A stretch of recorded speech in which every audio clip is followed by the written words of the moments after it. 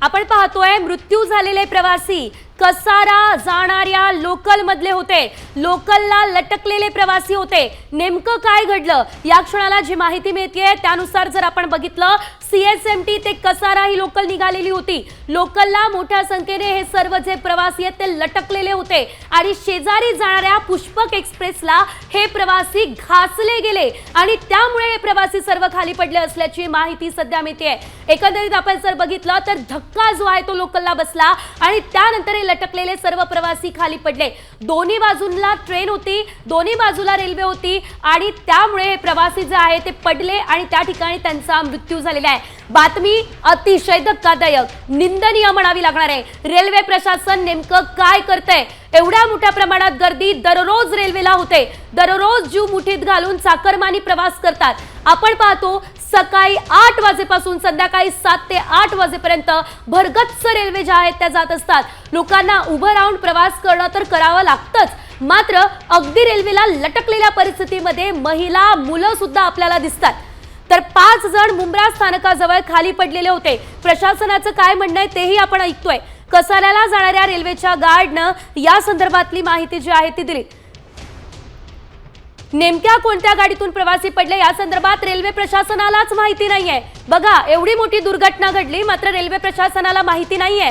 कसाऱ्याला जाणारी लोकल आणि पुष्पक एक्सप्रेस या दोन्ही एका बाजूनेच जात होत्या। रेल्वेतून पडलेल्या 5ही प्रवाशांचा मृत्यू झाला। आता हा आकडा वाढलाय। पुन्हा एकदा सांगते, हा आकडा वाढून 6 झालेला आहे।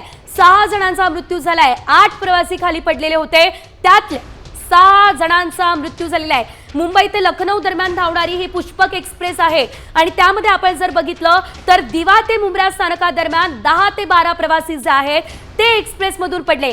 6 जण हे मुंब्रा स्थानकात जवळ खाली पडलेले होते आणि 6 जणांचा मृत्यू झालाय। कसाऱ्याला जाणाऱ्या रेल्वेच्या गार्डनं या संदर्भात माहिती दिली असल्याचं आपल्याला बघायला मिळतंय। तर हे रेल्वे प्रशासनाचं म्हणणं होतं, मात्र सर्वात महत्त्वाची अपडेट जी या क्षणाला आपल्यापर्यंत पोहोचतीये ती म्हणजे सीएसएमटी ते कसारा जाणाऱ्या लोकल मधले हे प्रवासी।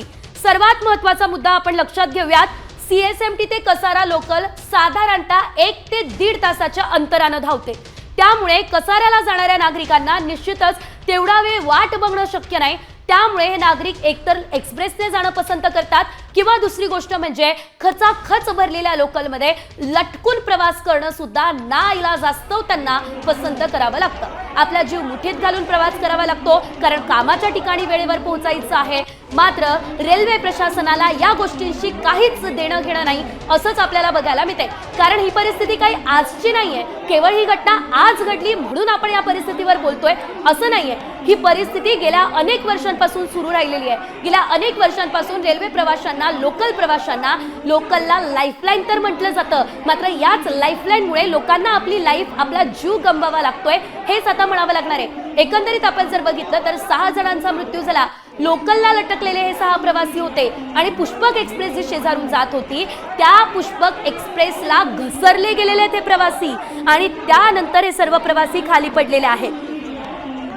तर या घटना वारंवार घडतात असं त्या ठिकाणी उपस्थित असलेल्या नागरिकांचं, अर्थातच रेल्वे स्टेशनवर असलेल्या नागरिकांचं म्हणणं आहे। बघूयात प्रत्यक्षदर्शींनी काय सांगितलं। हमेशा यहाँ पे कुछ ना कुछ होती रहती है क्योंकि ये प्लेटफॉर्म ये लोग ने जो पहले यहाँ पे चलता था ये प्लेटफॉर्म नंबर 1 था, अब ये लोग ने 4 कर दिए। तो लोग क्या करते हैं, जब ट्रेन आती है मुंबई जाने वाली तो यहाँ से जंप मार के वहाँ पे जाते हैं और ये अक्सर ये घटना होती रहती है। तो मेरे हिसाब से तो ये लोग ने जो पहले जैसा था वैसा करना चाहिए, तो घटनाएं काफ़ी कम हो जाएंगी। और पहले होती थी अब नहीं होगी। तर मृत्यू झालेले जे प्रवासी आहेत ते कसारा लोकल मधले प्रवासी होते। सर्वात महत्त्वाची बाब म्हणजे या संदर्भात रेल्वे प्रशासनाकडून आता ही घटना होऊन साधारणतः 1 तास उलटलेला आहे, मात्र तरी सुद्धा रेल्वे प्रशासनाकडून अद्याप अधिकृत कोणतीच प्रतिक्रिया समोर आलेली नाहीये। रेल्वे प्रशासनाचं या संदर्भात काय म्हणणं असेल हे बघणं निश्चितच महत्त्वाचं असणार आहे आणि तुमच्यापर्यंत या संदर्भातली प्रत्येक माहिती सुद्धा आम्ही पोहोचवणार आहोत। मात्र लोकलला लटकून प्रवास करणारे हे प्रवासी होते ज्यांचा मृत्यू झाला। पे देखा जाए तो ट्रेन से गिरते जा रहा है। ऐसा लग रहा था कि कोई अंदर से धक्का दे रहा है। वो सिचुएशन बहुत ही खराब था, बहुत ही खतरनाक था। मैंने मेरी जिंदगी में ऐसा सिचुएशन पहली बार देखा।